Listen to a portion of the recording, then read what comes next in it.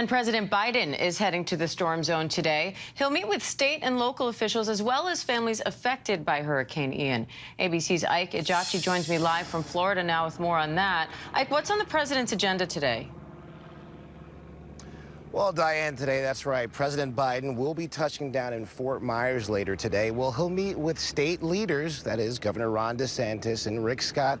And what they'll be doing is they'll be surveying the damage. Now, it's important to note, this is the first time that President Biden was standing side by side with Governor Ron DeSantis. If we remember 16 months ago, during that tragedy in Surfside, Florida, with that building collapse, we saw the two men come together and even offer niceties in front of the camera.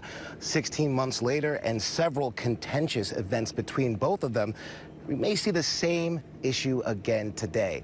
Now, White House Press Secretary Karine Jean-Pierre was asked if President Biden will bring up Governor Ron DeSantis' actions to send migrants all over the country. And the White House Press Secretary said that there'll be plenty of time for the two men to discuss their differences. But right now, it's about the response between the federal response and the state response working together to try to get this situation under control, Diane. And what kind of aid is the president authorizing? And how are state and federal agencies coordinating on this recovery?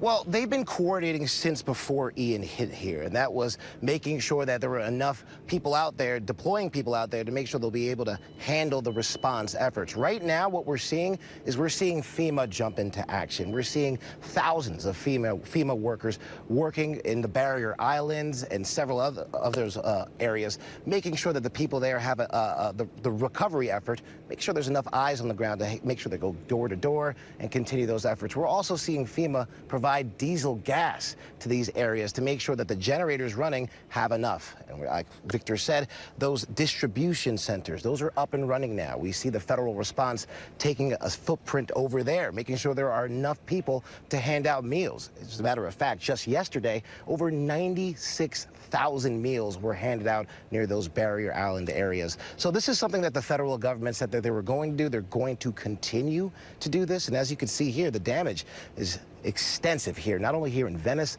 but all over Southwest Florida, Diane. It sure is. Ike Ejiochi, thank you. Hi, everyone. George Stephanopoulos here. Thanks for checking out the ABC News YouTube channel. If you'd like to get more videos, show highlights, and watch live event coverage, click on the right over here to subscribe to our channel. And don't forget to download the ABC News app for breaking news alerts. Thanks for watching.